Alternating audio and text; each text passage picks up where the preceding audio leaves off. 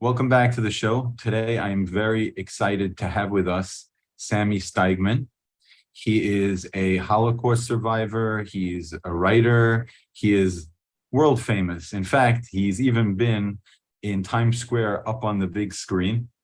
But the reason I have him here today is because he's given me the opportunity to be part of the legacy, part of the chain of history. What we have discussed and we've agreed on is that since he's been through the Holocaust and the times of the Holocaust, that we're going to break down his story and his observations into episodes. And every week, we're going to speak a little bit because it would be too much for one show. And he's going to give me the opportunity to pick any topic that I want. So I highly suggest you subscribe, not because I'm trying to push for my channel, but because this is going to be a fascinating exploration into those times. Now, I told Sami that I think we should start off with a basic overview of what happened, and then we can go into details. We could speak about Hitler, we could speak about the camps, well, whatever it is. And he suggested the following, that we start with the first two questions for this week. Question number one, what exactly is a survivor? What exactly is a Nazi? And when we say a Nazi, we mean the bad type. Just because someone's part of the Nazi party doesn't mean he was what we think of as a Nazi. And the second part is, how could something like this happen? So I know that I've spoken enough, and now we're going to hear from Sami. Thank you so much for coming on. Good morning, everybody. I am very honored to be on the show to speak to your audience. Okay, again, my name is Sami Steigmann. Interestingly enough, my first name is officially spelled S-A-M-I. Okay, unfortunately, or I mean in a fun way, people that don't know me think that I'm a girl, because Sami, the way it's spelled, is short for Samantha. Okay, so when I get the junk mail, okay, they put in Miss MS. I am a Holocaust survivor. I am also a child of Holocaust survivor, which means that both of my parents survived. So I belong to two generations, and as you probably know, each generation has to deal with different issues. So in a joking way, I'm saying that I've been blessed and I had to deal with both of them. I am also a motivational speaker. I served in the Israeli Air Force, 1962-1965. And at the same time, on May 15, I believe, on July 15, I also became a published author. So my book is on Amazon. It's an introductory book, and we are working right now on another one to tell my story. Ari? Yes. Ask the questions. You are the host, you are the star, I'm your guest. I don't know about that, but you know, as I was telling you on the phone, the thing that I find most amazing about you is that, you know, I was born, grew up in the 70s and 80s, and this was still the time before psychology. And the Holocaust survivors back then, they were tough. There were stories of Nazi hunters. There was, if somebody was open enough to share his stories, you kept your mouth shut and you listened. And it's amazing that you were built for this time where people are more sensitive and more judging, and the way you spoke to me and the way you approach the world, you understand, even though you grew up in those times, and most people from those times are very hard and very direct mind, you know, like they have a certain way of looking, but you, it's like you were born into this generation, even though you experienced that. And that was what I found most fascinating. But to jump into the questions, question number one, what is a Holocaust survivor? Very good question. All I want is your audience to understand okay, what I mean by tolerance. And I'll start with that one. Tolerance does not mean that I have to accept somebody's misbehavior. For me, tolerance means to accept other people's opinion, other people's culture. Another word that I use for tolerance is respect, self-respect, respect for others. Everything that I will tell you is my personal opinion. I am not asking anybody to agree with me. The only thing that I'm asking to understand that I have different perspectives because I lived under two different regimes, and at the same time, what I am asking from everybody is to accept and to respect that I have a different opinion.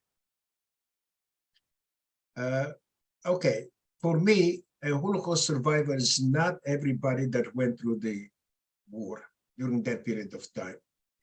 A Holocaust survivor is somebody that was in one of the three types of camps, and that is the concentration camp, labor camp, and death camps.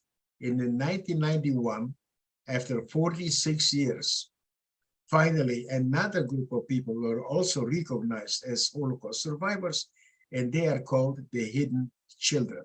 And these were people that were saved by strangers, hidden by them, at the expense and at the risk of their families' lives. They lived in the sewer and did whatever they could, okay, to survive the dire consequences. One thing that I was completely shocked, and obviously later on I will tell you the difference between the different type of camps. You know, you'll tell me when you want to talk about it. But one thing that I was completely shocked, in 2013, there were two articles, one in Daily Mail, London, and one in New York Times. According to them, the Nazis and their collaborators had 42,500 different type of camps. I was completely shocked because I did not know the number. The other thing that surprised me is that in the meantime, they have discovered additional camps. And the number has risen to over 44,000. Of all of these over 44,000 different type of camps, only 6 were death camps. The only function of those 6 death camps was to murder around the clock, 24/7. The most infamous death camp was Auschwitz-Birkenau. So let me tell you the 6 death camps: Auschwitz-Birkenau, Treblinka, Belzec, Sobibor, Chelmno, and Majdanek. Only in Auschwitz-Birkenau, they murdered 1.3 million people. 1.1 were Jews, 200,000 were non-Jewish people. I am mentioning this for people to understand that for me, the Holocaust is not a Jewish issue. It's a humanitarian, it's a universal issue, because the Nazis and their collaborators murdered 11 million people. Yes, 6 million were Jews, but 5 million were non-Jewish people. Right. Wow, these are big numbers. It's a lot to take in. I have a question for you. I have a question for you. Okay. What does it mean to you, 6 million? It's a very hard number to really think about. It's one of those things that you grow up and you're told, and it's just like a endless, enormous number, but you can't really wrap your head around this kind of idea. Okay.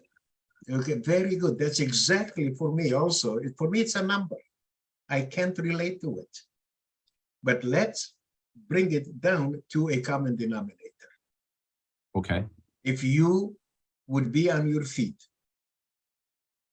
and silent for 1 minute for every victim of the Holocaust, 6 million minutes, You would be on your feet and silent for 11.5 years.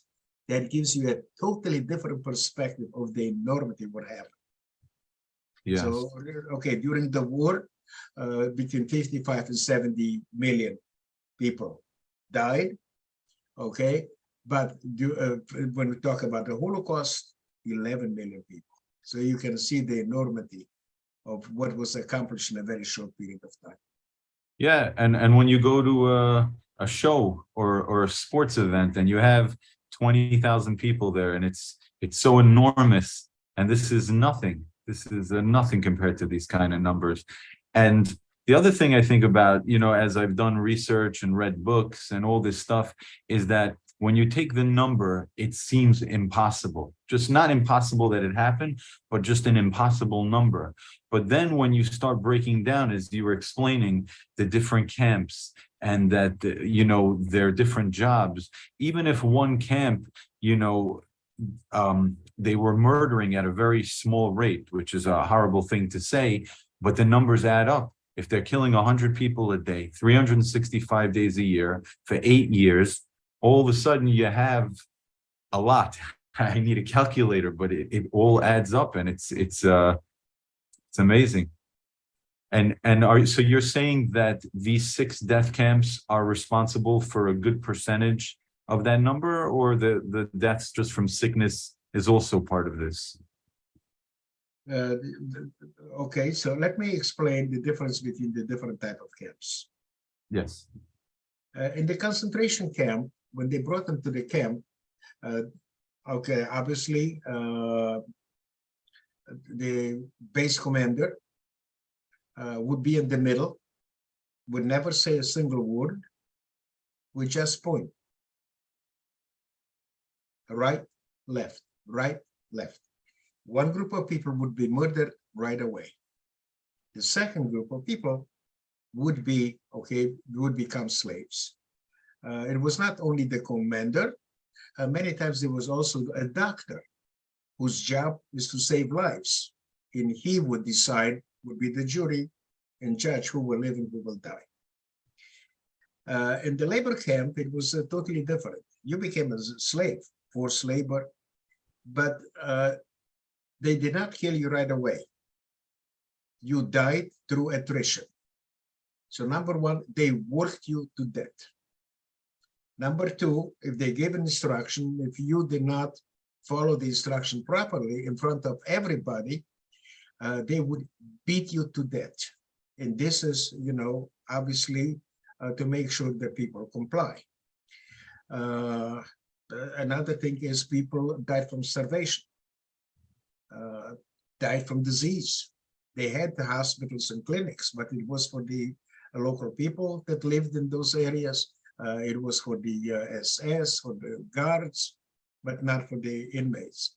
And a lot of people also were used as a shooting target. The commander or some other high-ranking Nazi officer randomly, okay, was shot at.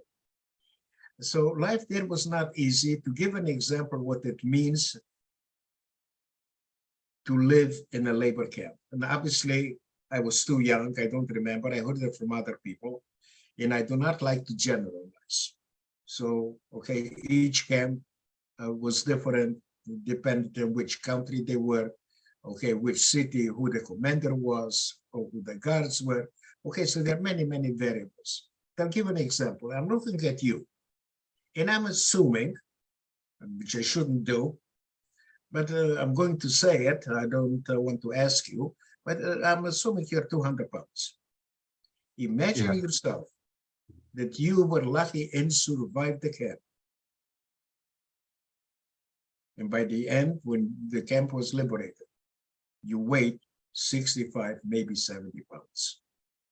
Walking skeletons. Some people could not even get up. Those are the conditions, the inhumanity. As a Holocaust survivor, I will never understand the inhumanity of man towards man. Well, they seem to blame it on following orders. seems to be their excuse. They're afraid of getting in trouble themselves or. Well, the other thing what I wanted to talk about, not everybody was a Nazi. I Right. grew up in a socialist communist country, Romania. For instance, if you wanted to advance in your career, you had to join the Communist Party.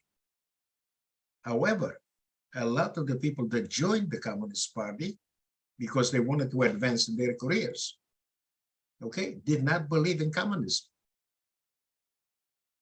So yes, they were in the Communist Party, but they were not communists. The same thing a lot of the people when they forced the Jews out of their jobs. Okay, so what happened is for them to take their positions, like doctors were not allowed to practice medicine. So to have their positions, they would have to join the Nazi Party. So for me, a Nazi is somebody that believed in the Nazi ideology. And I try to be extremely, how shall I say, stick to it, to use the proper words. Words, okay, mean a lot. And for us to be on the same page, we have to use the same words. And I'll give you later on, I'll give you examples. Consistency. No. The consistency is in a different issue. What I'm talking about, I'll give you an example. Okay, let's give an example. People have the tendency to lump two things together that are to be separate. Holocaust and genocide. They started the same way with wars and bullying. But genocide is the murder of a group of people. It's made out of two words, geno, which means group, side, murder.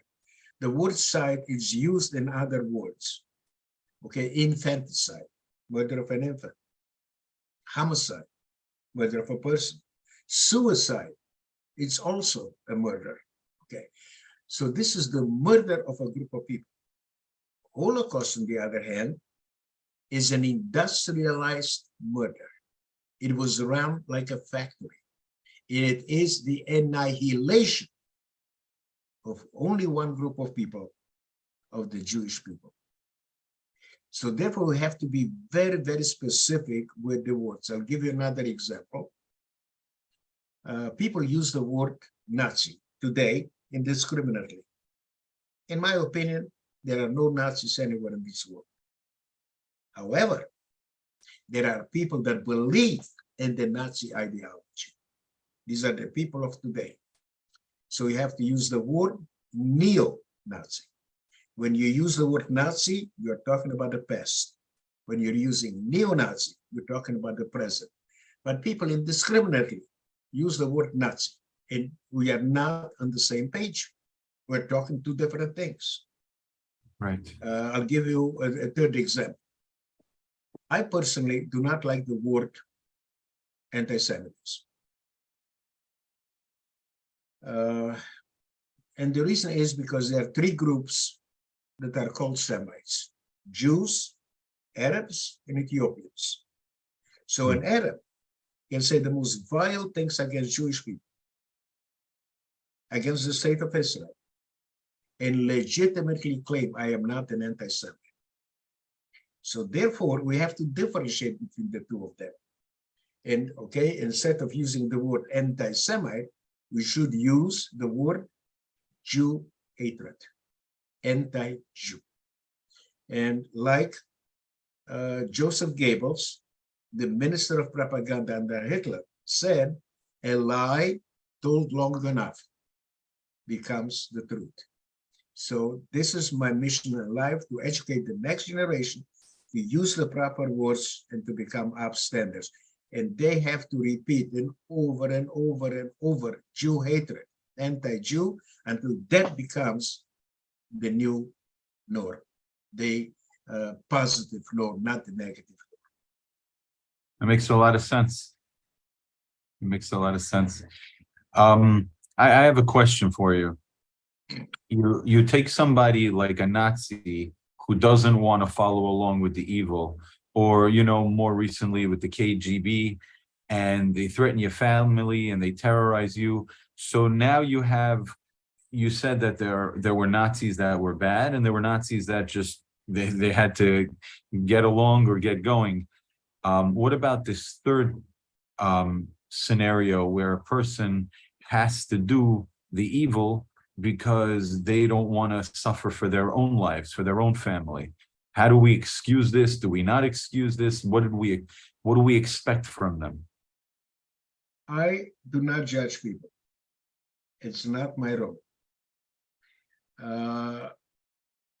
We all have a certain set of values, okay, that comes from home, religion, our neighbors, our culture. Okay, everybody's a free person. They have the option to go one way or the other way. But what I am trying to say is that the genocide, the Holocaust and all the genocides, all the tragedies have happened because the world stood by and did nothing. As a bystander, you are part of the problem. So my mission is that every single person, okay, should be an upstander when they see the slightest form of injustice. As an upstander, whether you know it or not, you are part of the solution. As a bystander, you are part of the problem. So I am not here, I'm not God, I'm not going to judge anybody. I may disagree, but it's not my role to judge what somebody did or did not do. I don't know the circumstances. People have asked me, okay, if I would have been at that period of time, as an adult, not Jewish, would I have saved a Jewish life or somebody else's life? Because the people saved not only Jews, they saved other ethnic groups, other people, at the risk of my own family. And my answer is, I would like to believe that I would. But unless I would be on that particular situation, I cannot give you an answer. So therefore, again, I'm trying to tell everybody, please do not judge other people. Okay, you are not in their situation. You live in a different time, different situation, different conditions. Okay, you don't know how things were there. You can read about it, but the fear, the feeling, and everything else is not there. You cannot. But that's my opinion. Yeah, no, I agree. I think this is one of the things that's missing, is that people can live in this generation, or growing up in my generation, surrounded by safety and love and a good government and a great country of America. And then they could start judging or having opinions about a place that you describe where there was hatred and unsettling in the air. And, it's very easy to have an opinion when you're not in it, but to imagine a world where everywhere you turn, that there's no love, only hatred and disgust. It must be something I can't understand. Absolutely. So this leads us into the third topic of how could this happen? And basically, in short, you're saying it happens like when people stand by and do nothing. Governments, individual people, all forms. Correct. So one of the things is number one, in all my presentations, I am the only Holocaust survivor that gives away my website and my PowerPoint. Because the PowerPoint is a very big file, you cannot download it from the cell phone, but you can download it from any other device. And I'm also the only survivor that is talking about the pain that people went through.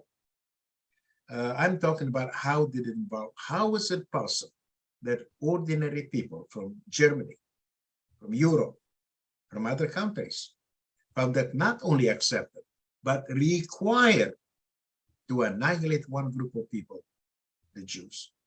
It's difficult to understand. And there are a lot of people that, because it's so difficult to understand, will say it never happened. And by the way, your entire audience is basically, okay, my witness that the Holocaust did happen. Okay. Elie Wiesel said something, and I think I'm going to paraphrase him, that the biggest crime, okay, that a person can commit is to be indifferent. There is only one race, the human race, and we are interconnected. One of the quotes, and I like to use quotes, one of the quotes that I use is that to the world, you may be one person, but to one person, you are the world. And we have to connect, we have to care for one another. So what happens to you affects me, affects everybody. Okay. So let's answer your question. And I'm starting with the end of World War II, with the Versailles, okay, Treaty. During the Versailles, Treaty, what happened is there were 3 punishments against Germany, but they were so severe that the German people lost their national pride. Number 1, they had to return all the occupied land. Number 2, they could not have an army. I have seen pictures that in a military parade, instead of using guns, they were using shovels. And number 3, they had to repay and to pay reparations to all the countries they fought against. And that caused inflation. I am convinced that people have no idea what inflation is. They think they know in a personal level, but they don't know what really means politically, internationally, what inflation is. To understand, this country is in debt of $31.5 trillion. Nobody knows what $1 trillion is. Okay, and like I told you with the 6 million, cannot understand. I heard the story.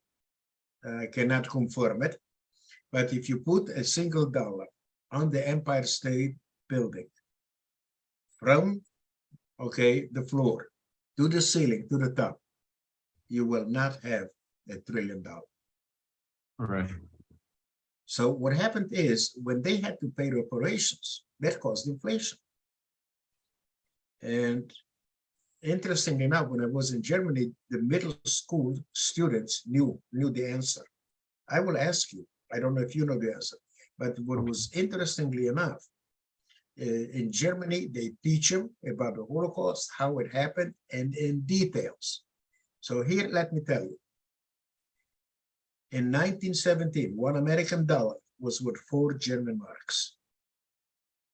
At the height of the inflation, 1923, how much was $1 worth? I don't know. You want me to guess? I could just say I don't know. Give me a number. What do you think is very high? $1, 40 marks? Okay, it was $4 in 1917. In 1923, 1 trillion. No. You could have a wheelbarrow full of paper money. You could not buy a newspaper because nobody wanted it. You used it to warm yourself up in the winter on the fire. Totally worthless. In this country, we have $31.5 trillion in debt. We are printing money. Nobody understands that. And we have to learn from the past, not to compare it, but to learn from the past. Okay? So what happened is, they lost their national pride. And under those conditions, a person like Hitler was able to come to power. And we have a tendency that when hate groups come, okay, into existence, they are so small that we dismiss them. We don't react appropriately. It comes a time that instead of being proactive, we become reactive. And I give an example with the Nazi Party. When Hitler started his Nazi Party, how many people did he have? A few dozen, not many. 6. In 6. 1932, in the elections, 30% of the population voted for him. So this is what's important. Okay, if we don't react on time and appropriately, things kept escalating. And obviously every dictator, every leader, they test the grounds to see how far he can go. And if it's not reacted properly, then he pushes the envelope. So what happened is when Hitler came to power, they started with propaganda. In my personal opinion, the Nazis were not only very good in propaganda, in my opinion, they were geniuses. And they started with words, bullying. And here is something very interesting. They started to portray the Jews every single day. Okay, every single day in the newspaper, radio, everything else. They portrayed them with big noses, ugly, unclean. Okay, portrayed them. They portrayed the Jews as a race. The Jews were never known as a race. They were known as a religion, as a nationality. But why did they portray the Jews as a race? Because you cannot annihilate religion. You cannot annihilate, okay, nationality, but you can annihilate race. They also portrayed the Jews as threats. Why? Number one, when you portray a human being or a group of people by the name of an animal, like here in the States, they call the cops, they call them pigs, you are dehumanizing them. That's a license to hurt them. Right. Why did they portray the Jews as threats? Because just like Jews, they're very small in numbers. They live all over the world. But what did they do? They spread disease. So by portraying the Jews as threats, they convinced the other countries, okay, to join them, okay, because they portrayed the Jews as being a, how should I say, a danger, not only to Germany, but to humanity. That's why the Holocaust is a universal issue, okay? Many countries have participated in it. When he came to power, we're coming to 1932, Hitler's initial goal, unlike many people believe, was not to murder the Jews. Did you know that? Yes. Yes. His initial goal was to have a Germany free of Jewish people. Okay, Judenfrei. Let them go. But why would Jews want to leave? Number one, they were assimilated. They proudly fought for Germany in World War I. They lived there for centuries. Okay, why would they want to leave? So to make them leave, okay, in 1935, okay, they came out with the Nuremberg Laws. In the Nuremberg Laws, number one, they took away their citizenship. Doctors could not practice medicines. Teachers could not teach. Children could not go to school. Okay. So what happened is a lot of the Jews left. Where did they go? They went to Europe. The other thing is the Jewish leaders told them, don't leave this country. This is the most enlightened country in the world. It cannot get any worse. So about 200,000 remained in Germany, not expecting what will happen. As a matter of fact, when they built the first concentration camp in Germany, Dachau, they did not target the Jews. They targeted their political enemies. Those were the communists. And it so happened that a lot of the communists were Jewish people. Okay? So what did they do is they boycotted their stores, they put them in ghettos, they made life extremely, extremely difficult for the Jews and made them feel unwelcome. The other thing is that people do not understand that the Germans, even today, are law-abiding citizens. To illustrate what I mean by that, in the United States, 65 miles an hour, that's the benchmark. In Germany, that is the speed limit. So in the Nuremberg Laws, they told the Germans, do not associate yourself anymore with your Jewish neighbors and with your Jewish friends. And the Germans felt patriotic not to be with them. Were there people that resisted? Yes. But in general, very few. So Hitler moved forward. Comes right now, okay, 1938. And you can see how by not acting appropriately in a timely basis, things just kept escalating. 1938, Germany annexed their neighbor Austria. And then what came, the riots in November 9, November 10, which we know today as Kristallnacht. That was actually the first time that the Germans became violent against the Jews. They murdered over 100 people.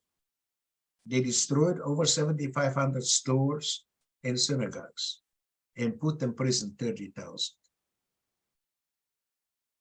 So you can see how things are escalating. Next stage comes September 1st, 1939. Germany attacked Poland. But unlike Europe, which was occupied, Poland was annexed, okay, and it became part of the Greater Germany. So in Germany proper, they did not want any Jews. But in Poland, they found 3.3 million Jews. What do you do with that? That came the idea of, okay, murdering them, exterminating them in various ways. The next stage comes June 22nd, 1941. Okay, although they had an agreement not to attack each other, you know, Germany and former Soviet Union, the Germans in Operation Barbarossa attacked former Soviet Union. And they came from the West, okay, which today is Ukraine, after they separated from the former Soviet Union. Interestingly enough, in Ukraine, and the Ukrainians were probably the worst bastards, as far as I know. In Ukraine, they murdered 1.5 million Jews. Even the Germans were totally surprised at the cruelty of the Ukrainians towards the Jews. It was unreal. So what happened when they attacked the former Soviet Union in Operation Barbarossa? Behind them were special killing groups, the Einsatzgruppen. And behind them were the Romanian troops. And that's why we were deported by the Romanians and not by the Germans. What happened is, let me go back. I was born on December 21, 1939. The war started already. But in a city called Chernovitz, which was part of the Austro-Hungarian Empire, in an area called Bukovina. And Bukovina was part of Romania. So now you can understand, being part of Romania, the king did not want to associate himself, King Mihai, with the Germans, with the Nazis. So he was forced to abdicate, and in his place came a very big Jew hater, that was Ion Antonescu. As you probably have noticed, I'm learning myself. I'm constantly using now Jew hater instead of using the word anti-Semite. Okay, so he initially deported the people from Bukovina in another area also that was given to Romania, okay, Bessarabia. So this is the next stage. Were there people that helped Jews? Yes. But for you to understand, there were only 3 countries that officially accepted Jews at that time. That's what I'm trying to say. Do not make comparisons with the past. Today, there are many countries that accept refugees. We are helping refugees. The 3 countries were Dominican Republic, and we'll talk more about it, China, and Philippines. Yes. My wife is from Dominican Republic, and they're very proud of this. And I hope, and we'll talk about it because we can talk about Susua, but I hope that if she has connections, family, something that I will be invited to speak there. I would love that. Okay. Sure. But anyways, going away from it. So what I'm trying to say is we have to understand not to make comparisons. So that was June 22, 1941. Okay, now comes the final step, the final solution. On January 20, 1942, 15 high-ranking Nazi criminals got together at Wannsee, a city which today is part of Berlin, and decided the final solution to the Jewish question. That is, in my opinion, the first official date of the Holocaust. Okay, in Ukraine, the area when they murdered 1.5 million Jews, that period of time is known as murder by bullets. They did not have yet, okay, the death camps. But when they started with the final solution, that's when they decided to build the death camps. Among them, there was one person that was not part of the policymakers. He was the one that implemented it, and that was Adolf Eichmann. Okay, very few people know about him. There is a movie that I would recommend for everybody to see called Operation Finale. There is also an exhibit that travels around the world and talks about the abduction and capture of Adolf Eichmann. And he was tried in Israel in 1961. I use him as an example of the efficiency of the Nazis and their collaborators to murder 11 million people in such a short period of time. Adolf Eichmann, towards the end of the war, when everybody knew that Germany will lose the war, in only 2 months, he deported 437,000 Hungarian Jews to their deaths. He never admitted, he never felt any remorse. And his line, the famous line, I just follow orders. So as you can see, all of these steps that slowly, in people not reacting, and I want, especially my mission in life, is to educate the next generation. They're totally clueless.